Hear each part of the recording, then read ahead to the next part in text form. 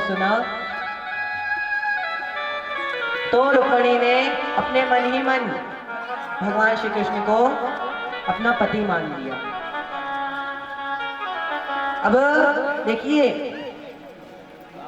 जब बच्ची किसी को चाहती है और अपने माता पिता को बताती है तो कभी ये मत सोचिएगा कि माता पिता कभी उनका विवाह नहीं करवाए। आप लोग कभी भी ऐसा मत सोचिएगा। जब रुक्मिणी जी ने अपने पिता को बताया था भीष्मक जी से कि मैं श्री कृष्ण जी को चाहती हूं, तो भीष्मक जी ने बिना किसी को बताए एक बार सभी को बुलवाया। किसी को नहीं बताया कि रुक्मिणी ने मुझे क्या बताया है। सभी से कहने लगे भीष्मक जी कि सुनो रुक्मी, रुक्ममाली, रुक्मबाहु, मैं ना अब पुत्री का विवाह करवाना चाहता हूँ।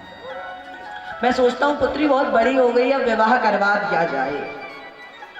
भीष्मक जी कहते हैं, तो रुक्मी कहता है हाँ, हमारी पुत्री, हमारी बहन सयानी है, गई है,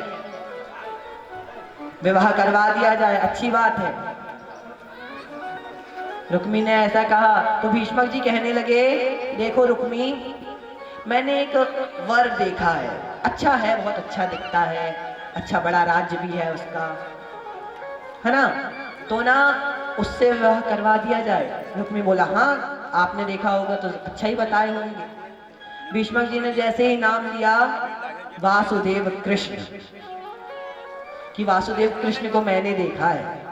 रुक्मी बोला अरे वो रण छोड़, वो माखन चुराने वाला, वो गांव का ग्वाला, नहीं नहीं, भूल कर भी नहीं पिताजी, मैं अपनी बहन का विवाह उस रणछोड़ से नहीं करवाऊंगा। वहां मेरे मित्र से युद्ध करते करते मैं भाग गया, ये नहीं बताया 17 बार हराया भी था उसी ने। ये बोला वहां मेरे मित्र जरासंध से युद्ध करते मैं भाग गया था, उस क्षत्रिय विहीन, वह क्षत्रियों के ऊपर कलंक, उस कृष्ण का मैं विवाह नहीं करवाने वाला अपनी बहन से। रुक्मी ने जब ऐसा कहा, बहुत प्रकार से भीष्मक जी ने समझाया। रुक्मी बोला मैं ढूंढ के लाता हूं किसी दूल्हे को। जब रुक्मी ने ऐसा बोला तो प्रातः काल में रुक्मी निकल गया। शाम को आकर कहता है पिताजी आप तैयारी करिए, परसों बारात आने वाली है। क्या कह रहा है? परसों बारात आने वाली है, आप तैयारी करिए। भीष्मक जी बोले किसके साथ विवाह तय करके आ गए भैया? उनने बोले महाराज चेदी नरेश शिशुपाल, वो मेरा बड़ा अच्छा मित्र है, वहां उस राज्य का राजा है, उससे विवाह तय करवा के आया हूं। परसों बारात आएगी, मैंने सगाई की रस्में कर ली स्वयं ने।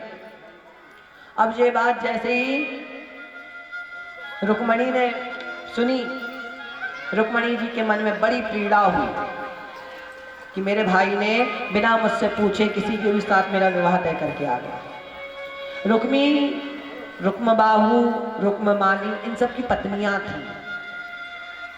रुक्मिणी ने उनसे जब यह बात बतलाई तो भाभियों ने कहा रुक्मिणी जो मन में होता है ना वो बता देना चाहिए। अगर आप किसी से प्रेम करती हो तो उसे अपने प्रेम से अवगत करवाओ। अब वो कृष्ण जी, वासुदेव जी तुमसे प्रेम करें तो तुम्हें लेकर चले जाएंगे, और अगर प्रेम नहीं करते होंगे तो तुम ऐसे ही विवाह कर लेना। लेकिन देखो किसी से प्रेम करते हो तो उन्हें बताओ, और देखिए ये मत सोचिएगा कि वो हाँ ही कहेगा। जितना आपका हक है अपना प्रेम बताने का, उतना उसका भी पूरा हक है तुम्हें ठुकराने का। अगर वह प्रेम नहीं करता तो छोड़ दो। क्यों? जो तुम्हारे प्रेम की कद्र नहीं करता, ऐसे व्यक्तियों से प्रेम नहीं करना चाहिए।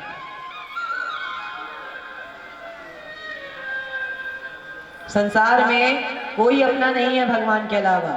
क्यों? भगवान के पास कौन जाते हैं पता है? संसार को जो जीत लेते हैं वो संसार के हो जाते हैं, लेकिन जो संसार से हार जाते हैं वो भगवान के होते हैं।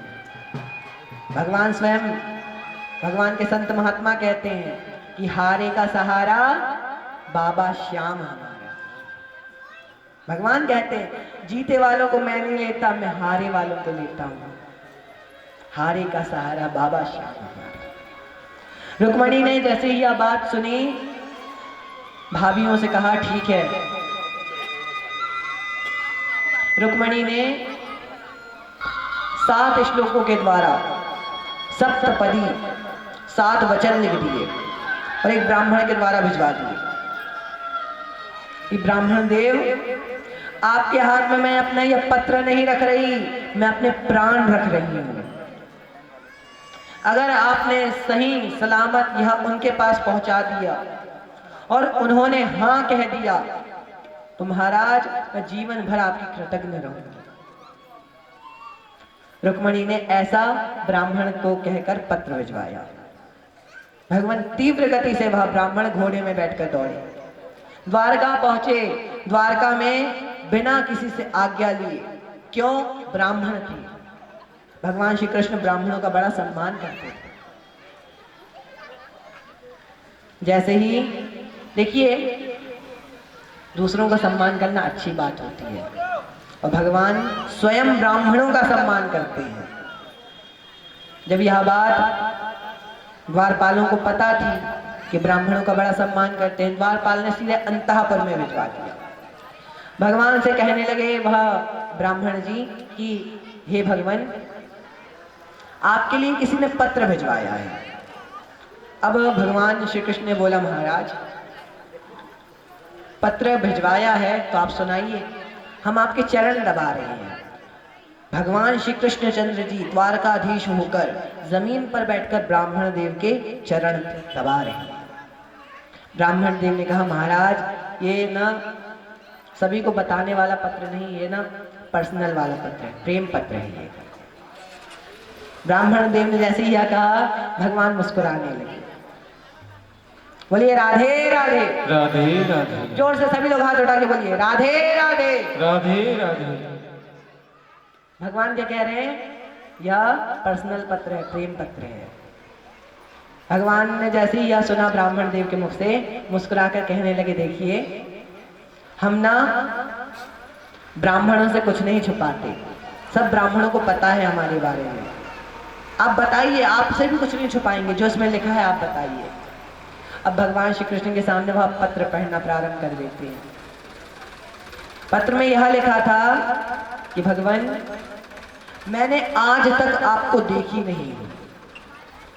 क्या लिखा है? मैंने आज तक आपको देखी नहीं हूं भगवान। संत महात्माओं से आपके बारे में सुना है, मैं आपसे बहुत प्रेम करती हूँ। अब इतने में सुना, क्या देखी नहीं हो तो प्रेम किससे करती हूँ? सुनने मात्र से प्रेम हो जाता है? रुक्मणी मैया लिखती हैं, महाराज संत महात्माओं ने जैसा सुनाया है ना, उसके हिसाब से मैंने आपका चित्र अपने मन में बना के रखा है और वह चित्र को अब मैं रोज पूजन करती हूँ। आपको अपना प्राणपति मान चुकी हूँ। अब रुक्मणी मैया इस प्रकार कहती हैं। रुक्मणी मैया कहती हैं, कन्हैया जी, हे श्याम सुंदर, मैं आपसे इतना प्रेम करती हूँ कि आपके बिना जीवित नहीं रह पाऊंगी। अगर आप मुझे लेने नहीं आए तो सोच लीजिएगा, शेर के भाग को कुत्ता ले जाएगा। इस शेर के भाग को कुत्ता ले जाएगा और आप चिंता मत करिएगा, मैं ना शादी नहीं करूंगी। शादी के समय मैं विष खाकर अपने प्राण त्याग दूंगी। मैं हजारों बार अपने प्राण त्यागने को तैयार हूं, लेकिन प्रेम आपसे करती हूं तो विवाह भी आपसे करूंगी। भगवान के सामने रुक्मणी जी ऐसा कह रही है। अब रुक्मणी मैया ने जैसे ही यह पत्र, रुक्मणी के मैया के पत्र को जैसे ही ब्राह्मण जी ने कहा, भगवान श्री कृष्ण कहने लगे, हे ब्राह्मण देवता, हम भी रुक्मणी से प्रेम करते हैं। ब्राह्मण जी बोले, महाराज ये पत्र तो हम लेकर आए, आपने कब से रुक्मणी जी से प्रेम कर लिया? तो कहने लगे, जो संत महात्मा उनके यहाँ जाते थे वह वापस यहाँ पर भी आते थे। वही संत महात्माओं ने रुक्मणी जी की चर्चा हमसे करी थी। हम रुक्मणी जी से बड़ा प्रेम करते हैं, लेकिन ये मर्यादा होती है। क्या होती है? ये मर्यादा होती है कि अगर आप किसी से प्रेम करते हो तो उसका भी पूरा हक है कि वह आपसे प्रेम करे अथवा ना करे। भगवान श्री कृष्ण ने इस प्रकार कहा। ब्राह्मण देव ने कहा ठीक है महाराज, अब मैं यह पत्र आपको देता हूं, आपका जो संदेश है वह बताइए, मैं जा रहा हूं।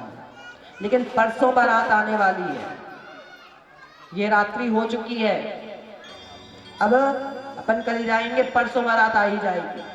अब ये बात सुनी तो भगवान श्री कृष्ण कहने लगे देखिए आप अकेले मत जाइए, साथ में चलता हूं मैं। ब्राह्मण देव ने बोला ठीक है महाराज, हम संदेश लेने आए थे, हम दूल्हे सरकार को लेकर चलते हैं, कितनी अच्छी बात है। ब्राह्मण देव को अपने रथ पर बैठाला, रथ में 4 अश्व लगाए, सबसे तीव्र गति से दौड़ने वाले।